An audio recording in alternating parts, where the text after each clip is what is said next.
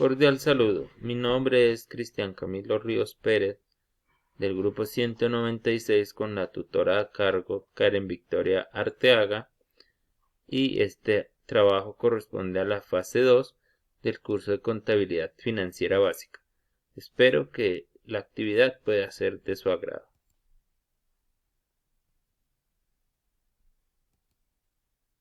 ¿Cuáles son las funciones del rol elegido por el estudiante en una empresa real?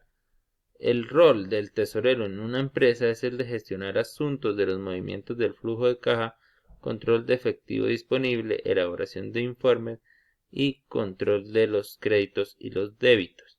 Es decir, el tesorero es la persona que propiamente está a cargo de lo que son los movimientos financieros, por decirlo así, la persona que se encarga del seguimiento de los recursos económicos de la operación de una empresa. Ahora, ¿qué es la contabilidad? Es una ciencia y técnicas que se encargan de registrar de manera sistémica y ordenada las operaciones de una empresa para generar informes que analizados se ayudan a la toma de decisiones. Es decir, la contabilidad es como esa estructura que tiene una empresa para llevar control de sus operaciones y en base al recaudo de estos datos poder de manera crítica tomar decisiones, evaluar resultados o proyectar futuras inversiones o futuras operaciones o proyectos. ¿Para qué sirve? La contabilidad permite registrar los hechos económicos que realiza una empresa y gracias a ese registro es posible conocer el estado financiero y económico de la empresa para tomar decisiones informadas. Es decir, la contabilidad es el mecanismo que permite que una empresa pueda registrar todos los hechos económicos que realiza, es decir, las inversiones, el pago de nóminas, el monto de los inventarios, los márgenes de utilidad o cualquier decisión que como tal requiera de una evaluación de los números que esté arrojando el funcionamiento de la empresa o cualquier actividad comercial, y tiene la finalidad de servirle tanto a los individuos internos como externos. A nivel interno, por ejemplo, directivos y empleados, y sirve para conocer cómo se está operando en la empresa, por ejemplo, los directivos, y saber qué correctivos aplicar o qué medidas propiciar o más bien aumentar, por decirlo así. Y a nivel externo, por ejemplo, los inversionistas, les permite evaluar el comportamiento de la actividad comercial para saber si se están generando utilidades o pérdidas y en base a esto, por ejemplo, poder invertir. ¿Quiénes están obligados a llevarla? Los usuarios de los estados financieros son aquellos que usan los estados financieros para tomar decisiones económicas, como los accionistas, socios, acreedores, hacienda pública, trabajadores, inversionistas que acuden al mercado de valores y autoridades.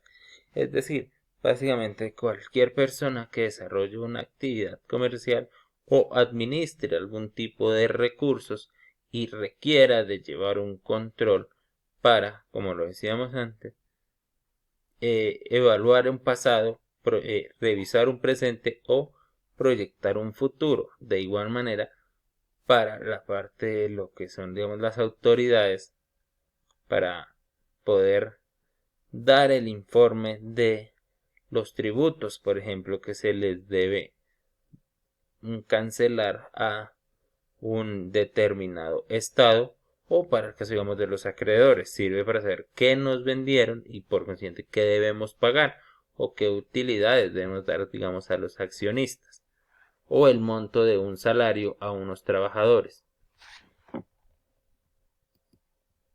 ¿Qué ventajas tiene una persona con conocimientos contables? Cuenta con autonomía y flexibilidad, puede aumentar sus ingresos y usted tiene la ventaja de elegir cómo desempeñar su carrera. Si desea, puede trabajar para una empresa, ser independiente o incluso ambas. Esto se debe a que su profesión es autónoma en la organización de las tareas y flexible con los tiempos. Es decir, en la medida en la que la persona tiene unos conocimientos contables, puede ser autónomo porque por sí mismo conoce de la manera en la que se debe llevar una contabilidad y por consiguiente sabe cómo hacer la veeduría o la auditoría o la interventoría de cualquier actividad comercial que le va a permitir tener una noción crítica y autónoma de las decisiones que pueda llegar a tomar y en las cuales él se vaya a ver vinculado, lo cual le va a permitir, por obvias razones, muy seguramente aumentar sus ingresos en base a que va a tomar unas decisiones más acertadas. A la vez tiene la libertad de elegir cómo desempeñar su carrera, ya que puede unirse a la fuerza laboral de una empresa o acudir al autoempleo y como tal trabajar de independiente y gestionar sus propios tiempos y la manera en la que beneficie en alguna medida de sus conocimientos en cualquier actividad comercial o en el seguimiento de empresas externas, porque esto también es un componente importante, las personas que llevan la contabilidad de empresas sin tener un vínculo directo. Ahora, definir con sus propias palabras qué es y cuáles son las cuentas principales de activos y pasivos.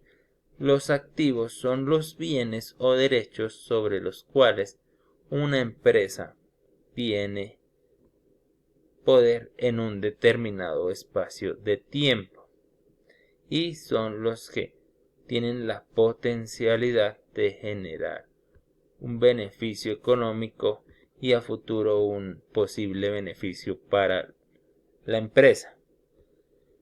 Los pasivos son las responsabilidades que tiene la empresa con terceros o los derechos que tienen terceros sobre los bienes de una empresa. Las principales cuentas de los activos son las cuentas de banco, cuentas de ahorro y los fondos. Y las principales cuentas de los pasivos son los proveedores, los acreedores y los impuestos por pagar.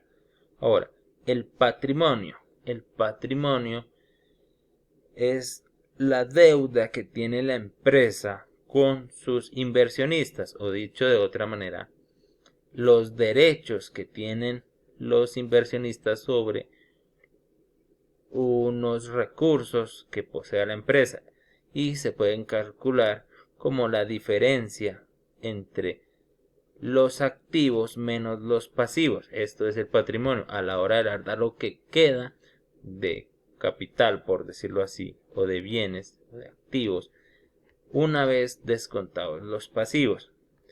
Las principales cuentas del patrimonio son los aportes de capital, los aportes sociales y el capital social, diré, y las reservas. Ahora tenemos los ingresos.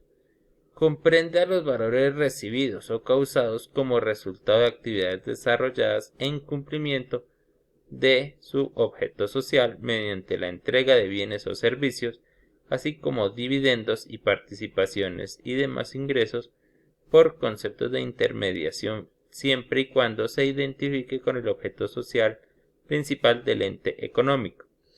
Es decir, es lo que le ingresa a la empresa como objeto de su funcionamiento. Es decir, digamos, en este caso, por ejemplo, para Coca-Cola sería la venta de gaseosa Coca-Cola. Sus principales cuentas son el pago de bienes y servicios o la prestación de servicios. Y los gastos son los que representan flujos de salida de recursos en forma de disminución del activo o incremento del pasivo o una combinación de ambos y por lo general generan disminuciones del patrimonio y las principales cuentas son gastos y servicios públicos, impuestos por pagar, y arrendamiento.